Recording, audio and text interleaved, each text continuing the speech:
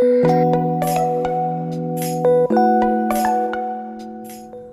Morning all student, कैसे हैं आप सब लोग। चलिए, आप स्वस्थ रहे, अच्छे रहे, यही हमारी मनोकामना है। आज मैं आप लोगों के लिए एक ऐसा टॉपिक लेकर आया हूँ जिसका संबंध इतिहास से है और वो हिंदू और मुस्लिम दोनों धर्मों को अपने अंदर सजोता है, शामिल करता है।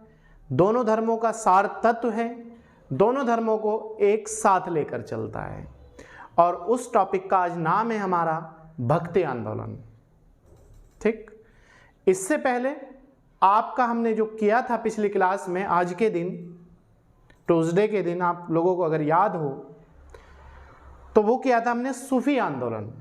सूफी आंदोलन का जो संबंध है वो मुस्लिम धर्म से है और भक्ति आंदोलन का जो संबंध है वो पूर्ण रूप से अगर देखा जाए तो हिंदू धर्म से है।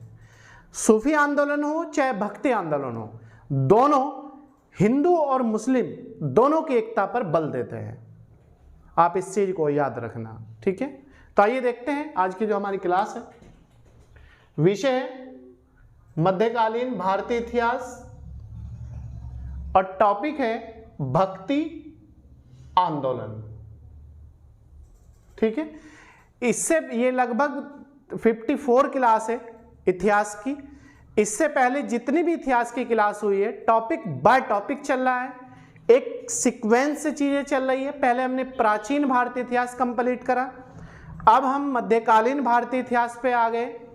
इस क्लास के बाद जो नेक्स्ट हफ्ते आज के ही दिन आपकी क्लास होगी वो होगी मुगल साम्राज्य की स्थापना।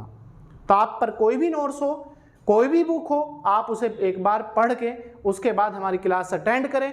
आप देखना, आपको कोई भी एग्जाम में समस्या नहीं आएगी और जो भी क्वेश्चन आएगा वो आप करने में सक्षम होंगे।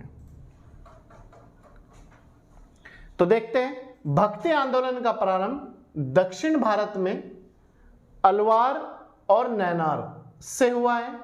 अलवार संत थे और नैनार संत थे, इन दोनों ने मिलकर भक्ति आंदोलन को जन्म दिया था, हुआ है, जो वर्तमान में 800 ईस्वी से 1700 ईस्वी के बीच उत्तर भारत सहित संपूर्ण दक्षिण एशिया में फैल गया। तो याद रखना, 800 ईस्वी से 1700 ईस्वी के बीच उत्तर भारत सहित संपूर्ण दक्षिण एशिया में फैल गया था। इस हिंदू क्रांति अभियान का नेतृत्व शंकराचार्य जी ने किया था। जो शंकराचार्य जी उन्होंने किया था इसका नेतृत्व, जो महान विचारक, एक बड़े दार्शनिक हुए, विचारक हुए हैं और दार्शनिक हुए हैं। तो याद रखना, भक्ति आंदोलन की जो शुरुआत हुई है दक्षिण भारत से हुई है। किन्होंने इसे जन्म दिया है या किन्होंने इसकी शुरुआत की है?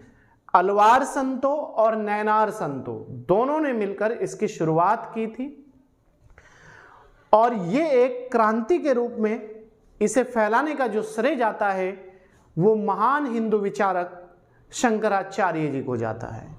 ये बहुत ही बड़े दार्शनिक थे और एक महान विचारक व्यक्ति हुए हैं, ठीक। नेक्स्ट पॉइंट, इस आंदोलन की सबसे महत्वपूर्ण विशेषता, इसमें ज्यादातर कवि शामिल हुए थे, समाज सुधारक शामिल हुए थे। इन सब ने मिलकर समाज में फैली कुरीतियां, उस समय ये एक ऐसा समय था, इस समय समाज में कुरीतियां मौजूद थी, आडंबर मौजूद थे, अंधविश्वास मौजूद था। ये जो लड़ाई थी वो चाहे हिंदू धर्म में हो चाहे मुस्लिम धर्म में, इन सब चीजों के खिलाफ थी। इसे ही कुरीतियां कहा जाता है। क्लियर है? विरोध किया। इसमें हिंदू मुस्लिम दोनों की एकता और सद्भावना, भाईचारे पर बल दिया गया था। तो आप याद रखना, इस आंदोलन में, भक्ति आंदोलन में हिंदू मुस्लिम की एकता, भाईचारा और सद्भावना पर बल दिया गया था। और ये एक ऐसा समय था जब ये आंदोलन शुरू हो रहे थे, ये आपका अंधविश्वास का समय था, कुरीतियों का समय था, आडंबरों का समय था। उन सबको खत्म करने के लिए और बेहतर कार्य करने के लिए, समाज को बुराइयों से बचाने के लिए इस तरह के आंदोलनों की शुरुआत हुई है। नेक्स्ट पॉइंट, इस आंदोलन में ईश्वर की सच्ची पूजा, कर्मकांड, आडंबरों से दूर और निष्काम भक्ति पर बल प्रदान किया गया है। याद रखना, इस आंदोलन में ईश्वर की सच्ची पूजा पर बल दिया गया है, कर्मकांड से दूर रहने की बात करी गई है, आडंबरों से दूर रहने की बात करी गई है और निष्काम भक्ति, बिना स्वार्थ की भक्ति पर बल दिया गया है। नेक्स्ट पॉइंट, 6ठी शताब्दी में भक्ति आंदोलन की शुरुआत तमिल क्षेत्र से हुई थी, जो जल्द ही कर्नाटक और महाराष्ट्र क्षेत्रों में फैल गया था। तो याद रखना, 6ठी शताब्दी में भक्ति आंदोलन की जो शुरुआत हुई थी वो हुई थी तमिल क्षेत्र से। तमिल मतलब दक्षिण भारत से, ठीक है। दक्षिण भारत में जो तमिलनाडु राज्य है वहां से इसकी शुरुआत जो हुई थी 6ठी शताब्दी में हुई थी और ये जल्द ही उत्तर में फैल गया था, जो उत्तर कर्नाटक और महाराष्ट्र क्षेत्रों में फैल गया था जल्द ही। इस आंदोलन का विकास 12 अलवार वैष्णव संतों, जो 12 अलवार वैष्णव संत थे उन्होंने, और 63 नैनार शैव संतों ने मिलकर किया था। तो याद रखना, भक्ति आंदोलन का जो विकास किया था या इसे जो जन्म दिया था वो 12 अलवार वैष्णव संतों और 63 नैनार संतों, 12 भी पूछ सकता है और 63 भी पूछ सकता है, 12 और 63 ने मिलकर जन्म दिया था। नेक्स्ट, भक्ति कवि संतों को संत कहा जाता था और इनके 2 समूह थे। 2 समूह वैष्णव संत थे जो महाराष्ट्र में लोकप्रिय थे। ये भगवान विठोबा के भक्त थे। एक बार फिर देख लीजिएगा, भक्ति कवि संतों को अगर पूछ ले क्या कहा जाता है, संत कहा जाता है। अगर पूछ ले संत क्या है तो भक्ति कवि के जो लोग हैं उन्हें संत कहा गया है। और इनके 2 समूह थे, 2 समूह वैष्णव संत जो महाराष्ट्र में लोकप्रिय थे, महाराष्ट्र में भगवान विठोबा के भक्त थे। जो विठोबा जी है, भगवान विठोबा, उन्हें मानने वाले ये लोग थे। क्लियर है? नेक्स्ट पॉइंट, भक्ति आंदोलन को दक्षिण भारत से उत्तर भारत में लाने का श्रेय रामानंद को जाता है। मोस्ट इंपोर्टेंट पॉइंट, आप नोट कर ले इस चीज को। भक्ति आंदोलन को दक्षिण भारत से जो उत्तर में फैलाने का जो श्रेय है या उत्तर में लोगों को एक्टिव करने का श्रेय है या जागरूक करने का जो श्रेय है वो रामानंद जी को जाता है। इनकी शिक्षा 2 भागों में बट गई थी। नंबर 1 सगुण धारा और नंबर 2 निर्गुण धारा। सगुण धारा ये पुनर्जन्म में विश्वास रखते थे। अगर क्वेश्चन पूछ ले कि रामानंद जी के जो शिष्य थे वो कौन से थे या उन्हें क्या कहा जाता था, जो पुनर्जन्म में विश्वास रखते थे कि पुनर्जन्म होना निश्चित है, तो उन्हें सगुण कहा जाता था, सगुण धारा। ठीक है। दूसरा है निर्गुण, ये विश्वास रखते थे, भगवान के निराकार रूप को पूजते थे। निराकार, याद रखना, भगवान के निराकार रूप को जो पूजते थे उन्हें क्या कहा जाता था, न से निराकार न से निर्गुण। और सगुण ये पुनर्जन्म में विश्वास रखते थे। इसके बाद नेक्स्ट पॉइंट है हमारा सगुण संप्रदाय को मानने वाले, जो सगुण संप्रदाय है उसके मानने वाले में सबसे जो प्रमुख थे, अभी मैंने आपको बताया कि सगुण धारा और निर्गुण धारा 2 डिवाइड हो गया था 2 भागों में। तो सगुण धारा को जो मानने वाले थे उनमें थे, एक तो थे तुलसीदास जी। अगर पूछ ले एग्जाम में तुलसीदास कौन सी धारा को मानते थे, तो ये मानते थे सगुण धारा को। और एक था नाभादास। जैसे व्यक्ति राम के भक्त थे। जो ये सगुण संप्रदाय है ये राम को मानते हैं और जो निर्गुण संप्रदाय है वो कृष्ण जी को मानते हैं। तो नाभादास और तुलसीदास सगुण संप्रदाय, सगुण धारा से संबंधित थे और किसकी पूजा करते थे, राम की पूजा करते थे। क्लियर है? दूसरा पॉइंट, निम्बाकाचार्य, वल्लभाचार्य, चैतन्य, सूरदास, मीराबाई, ये सभी कृष्ण जी के भक्त थे। याद रखना, निम्बाकाचार्य, वल्लभाचार्य, चैतन्य, सूरदास, मीराबाई, ये सभी कृष्ण जी को मानते थे और कृष्ण भक्त से संबंधित थे। नेक्स्ट, निर्गुण संप्रदाय के सबसे प्रसिद्ध कवियों में कबीर दास जी थे। याद रखना, कबीर दास जी पूछा जाता है किस धारा से संबंधित है, निर्गुण संप्रदाय थे। इन्हें उत्तर भारतीय पंथों का आध्यात्मिक गुरु माना जाता है। तो क्वेश्चन आ सकता है एग्जाम में, किस व्यक्ति को उत्तर भारतीय जो पंथ थे उनका आध्यात्मिक गुरु कहा जाता है? कबीर दास जी को। और कबीर दास जी जो थे वो किस धारा से संबंधित थे? वो थे निर्गुण धारा या निर्गुण संप्रदाय। क्लियर है? नेक्स्ट पॉइंट, दक्षिण भारत में वैष्णव संतों द्वारा स्थापित 4 मत मतलब विचार, थॉट या शिक्षा, एक ही बात है। तो दक्षिण भारत में वैष्णव संप्रदाय द्वारा 4 शिक्षाओं का प्रचार प्रसार किया गया था, या 4 शिक्षाओं की शिक्षा दी गई थी, या 4 विचारों को जन्म दिया गया था। एक ही बात है, कुछ भी कह सकते हैं आप लोग। जैसे रामानुज से संबंधित जो शिक्षा है या विचार है वो है विशिष्टता द्वैतवाद। क्वेश्चन आता है विशिष्टता द्वैतवाद जो है किससे संबंधित थे? तो ये है रामानुजाचार्य से। दूसरा है माधवाचार्य, इसका संबंध है द्वैतवाद से।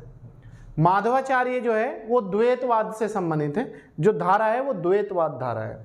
नेक्स्ट है विष्णु स्वामी, इनका जो संबंध है वो है शुद्धाद्वैतवाद।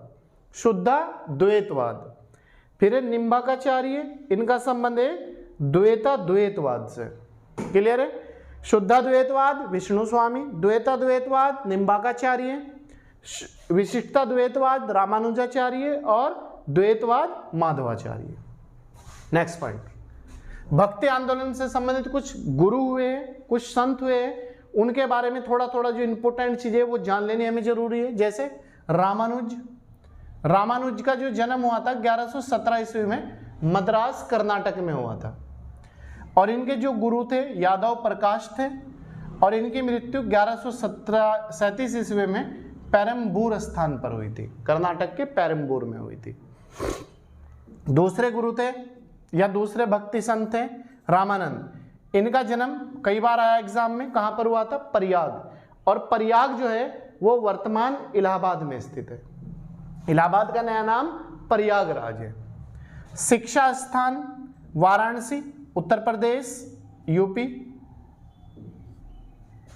नेक्स्ट है शिष्य, कुल कितने शिष्य थे इनके? 12, और 12 शिष्यों में 2 महिलाएं थी, एक तो थी पद्मावती और एक थी सुरसरी। तो याद रखना, रामानंद के कुल कितने शिष्य थे? 12। या किस व्यक्ति के शिष्यों में 2 महिलाएं शामिल थी? रामानंद। उनका क्या नाम था? पद्मावती, और दूसरी का नाम था सुरसरी। और इनके 12 शिष्यों की कास्ट पूछता है, मैचिंग करवाता है, तो आप याद रखना रेदास जो है इनकी जो जाति थी वो थी हरिजन मतलब SC। ठीक है? नेक्स्ट है कबीर, इनकी जाति थी जुलाहा। धन्ना, इनकी जाति थी जाट जाति से थे धन्ना। सेना, इनकी जाति थी नाई। पीपा, इनकी जाति होती थी राजपूत। और सधना, ये थे कसाई। यहां से एक क्वेश्चन जरूर आता है एग्जाम में, ऊपर नहीं पूछेगा तो ये जरूर पूछेगा आपको। याद रखना, हरिजन रेदास थे, जुलाहा कबीर थे, जाट धन्ना थे, नाई सेना थे, और राजपूत पीपा थे, और कसाई सधना थे।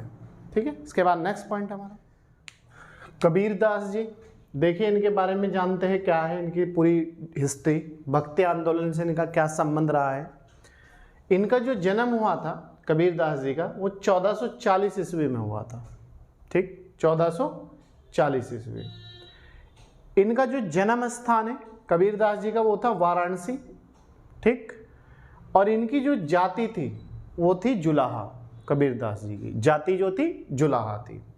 इनकी माता का नाम नीमा था और पिता का नाम नीरू था, और इनकी जो पत्नी थी उसका जो नाम था वो था लोई। पत्नी का नाम लोई। इन्होंने जो माना वो माना है, राम को भी माना है इन्होंने, रहीम को भी माना है इन्होंने, कबीरदास जी ने अल्लाह को भी माना है इन्होंने, और हजरत को भी इन्होंने माना। और इन्होंने ये कहा है इन सब को मानने के बावजूद कि ईश्वर एक है, लेकिन ईश्वर के अलग अलग रूप हैं। कोई राम के रूप में है, कोई अल्लाह के रूप में है, कोई भगवान के रूप में है, कोई हजरत के रूप में है, कोई कृष्ण के रूप में है, कोई किसी रूप में है। तो उसके अनेक रूप बताए इन्होंने, लेकिन ईश्वर एक बताया है। तो इन्होंने कहा ईश्वर के अलग अलग रूप है। ठीक, नेक्स्ट पॉइंट, इन्होंने जो बल दिया वो एकेश्वरवाद पर बल दिया था। याद रखना, कबीर जो थे वो एकेश्वरवादी थे और इन्होंने एकेश्वरवाद पर ही पूरा पूरा बल दिया था। विरोध किया था इन्होंने जितने भी उस समय कुरीतियां थी समाज में, कोई आडंबर थे, कोई धार्मिक कर्मकांड थे, मूर्ति पूजा थी और बहुदेववाद था, इन सब का इन्होंने विरोध किया था।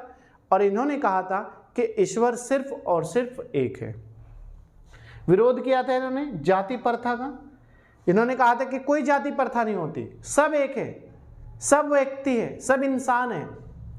मूर्ति पूजा, धार्मिक कर्मकांड, अवतारवाद, इन्होंने कहा कोई अवतार नहीं है किसी का भी, सिर्फ और सिर्फ एक ही है जो भी है, आदि।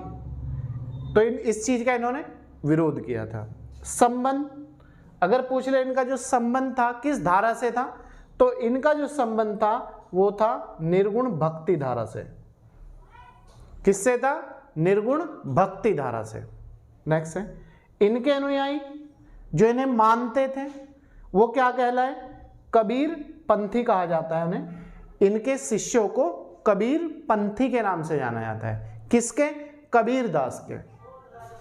नेक्स्ट है, कबीर के उपदेश, अगर पूछ ले कबीर के उपदेश जो है शब्द में सिखों के आदि ग्रंथ में शामिल किए गए हैं।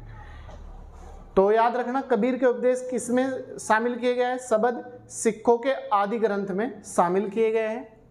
और कबीर की जो वाणी थी, वाणी मतलब भाषा, वो थी बीजक। उपदेश की जो भाषा थी वो थी बीजक। और बीजक के कितने भाग हैं? क्वेश्चन आता है एग्जाम में। बीजक के जो है 3 भाग हैं। बीजक जो है 3 भागों में डिवाइड है। एक तो है रमेनीस का भाग, एक है शब्द और एक है साखी। तो बीजक के 3 भाग है, रमेनी, शब्द और साखी। बीजक की भाषा कैसी थी? सदोकड़ी थी। याद रखना, सदोकड़ी भाषा का प्रयोग हुआ है बीजक में। सदोकड़ी भाषा में कौन कौन सी भाषा आती है? ब्रज भाषा, अवधी भाषा और राजस्थानी। इन तीनों भाषाओं को, ब्रज, अवधी और राजस्थानी, इन तीनों भाषाओं को मिलाकर सदोकड़ी नाम दिया गया है। और ये किसकी भाषा थी? बीजक की। और बीजक के कितने भाग हैं? 3। कबीर के उपदेश किस में शामिल है? सिखों के आदि ग्रंथ शब्द में शामिल किए गए हैं। कबीर दास जी की मृत्यु मोस्ट इंपोर्टेंट 1510 ईस्वी में हुई थी। और क्वेश्चन आता है किस स्थान पर हुई थी? मगहर स्थान पर हुई थी। इनकी जो कब्र है वो मगहर स्थान पर है। तो कबीर दास जी के बारे में जो भी एग्जाम में पूछा जा सकता है वो मैंने आपको संपूर्ण इंफॉर्मेशन दे दी है। इससे ज़्यादा आपको कबीर दास जी के बारे में पढ़ने की जरूरत बिल्कुल भी नहीं है प्रीलिम्स एग्जाम में। गुरु नानक, इनका जो जन्म हुआ था 1469 में रावी नदी के तट पर तलवंडी स्थान में हुआ था। गुरु नानक का जन्म स्थान इंपॉर्टेंट है और मृत्यु स्थान मोस्ट वेरी वेरी इंपॉर्टेंट है। तो 1469 ईस्वी में हुआ था। किस नदी पर? रावी नदी के तट पर। कहाँ पर? तलवंडी में हुआ था, तलवंडी स्थान पर हुआ था। नेक्स्ट है, माता का नाम तृप्ता देवी था और पिता का नाम कालू राम या कालू मेहरा था। कालू सिंह मेहरा पूरा नाम, ठीक है। और इनकी जो पत्नी थी गुरु नानक की, उसका जो नाम था सुलक्षणी था। सुलक्षणी किसकी पत्नी का नाम? गुरु नानक जी की पत्नी का नाम। इन्होंने अपने जो उपदेश दिए थे, गुरु नानक जी ने जो उपदेश देते थे वो कीर्तन के माध्यम से देते थे। जैसे आज भी गुरुद्वारे में कीर्तन का आयोजन किया जाता है। जो इनके गुरुजी होते हैं सिखों के, वो आज भी जो उपदेश देते हैं सब लोग नीचे बैठ जाते हैं और वो कीर्तन के माध्यम से अपने उपदेशों को लोगों तक पहुंचाते हैं। तो कीर्तन, उपदेश की भाषा क्या थी? कीर्तन। इनके एक शिष्य थे मर्दाना, और इन्होंने अपना उत्तराधिकारी जो नियुक्त किया था या अपॉइंट किया था वो था भाई लहना। इन्हें अंगद कहा जाता है। इनका भाई था एक लहना नाम से, उसे आगे चल के अंगद गुरु के नाम से जाना गया है। गुरु नानक की जो मृत्यु हुई थी 1538 ईस्वी में, और इनकी मृत्यु जो स्थान है वो है करतारपुर पंजाब। करतारपुर पंजाब, ठीक है। 1538 ईस्वी करतारपुर में इनकी मृत्यु हुई थी। धर्म इन्होंने जो स्थापित किया था वो किया था सिख धर्म की स्थापना की थी। ये सिख धर्म चल के आगे मैं आपको पूरी डिटेल में पढ़ाऊंगा, बस यहाँ इतने ही जानने की जरूरत है क्योंकि हम जो पढ़ रहे हैं भक्ति आंदोलन से रिलेटेड चीजें पढ़ रहे हैं। प्रभावित थे ये बाबा फरीद से, बहुत ज्यादा प्रभावित थे।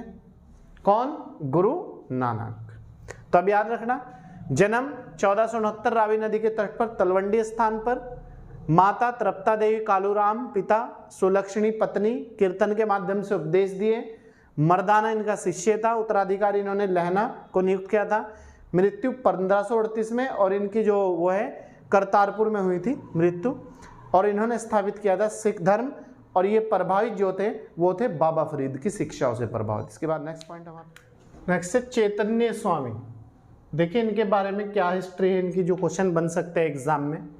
इनका जन्म 1486 ईस्वी में नवद्वीप बंगाल के मायापुर में हुआ था। नवद्वीप जो है ये पश्चिमी जो बंगाल है वहाँ पर एक मायापुर स्थान है, वहाँ पर इनका जन्म हुआ था।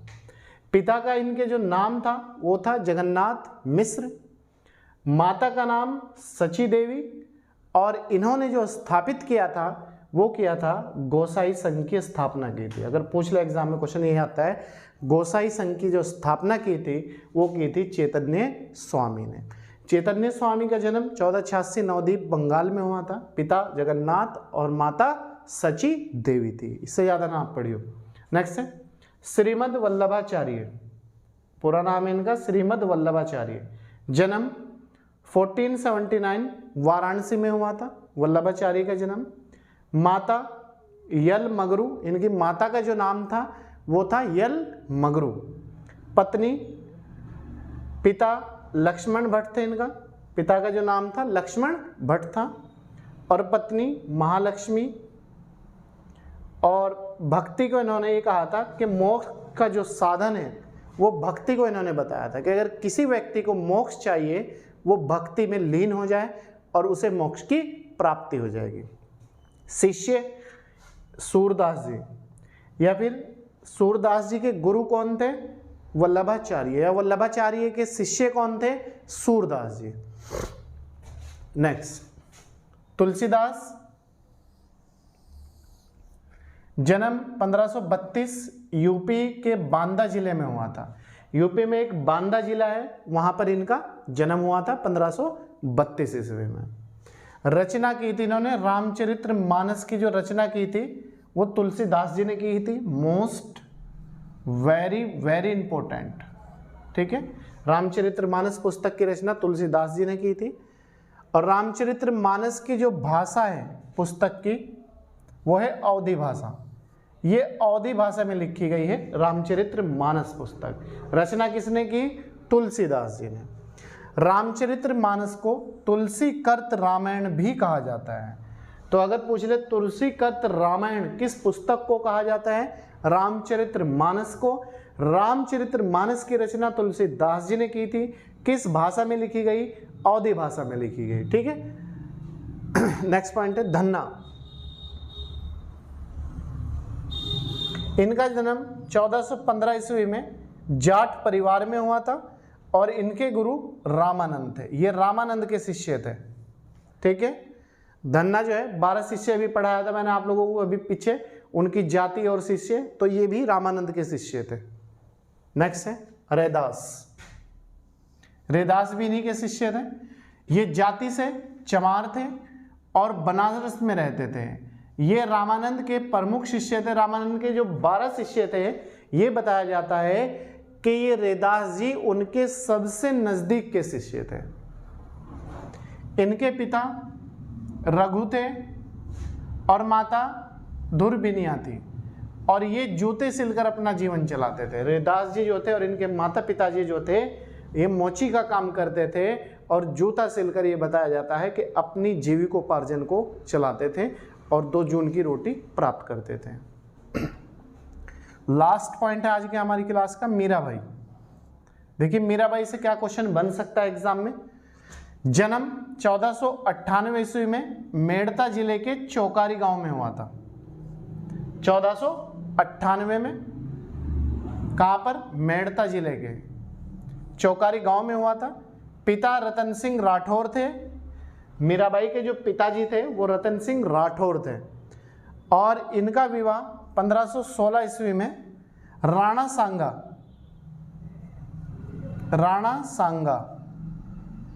के जो बड़े पुत्र थे, राणा सांगा के भोजराज, उनसे इनका विवाह हुआ था।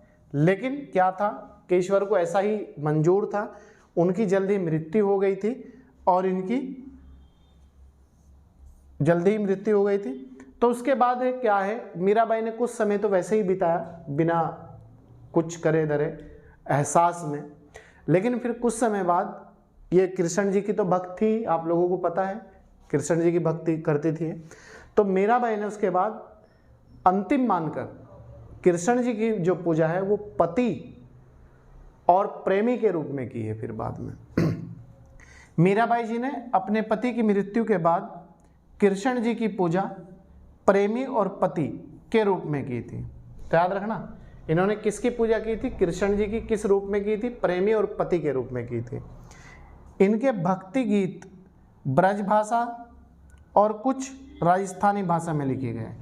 मतलब ब्रज भाषा का ज़्यादा मिश्रण है भक्ति गीतों में, और कुछ अंश, ये कह लो 10% राजस्थानी भाषा के भी उसमें मिश्रण है। तो ब्रज और राजस्थानी दोनों भाषाओं में इनके भक्ति गीत लिखे गए मीराबाई के।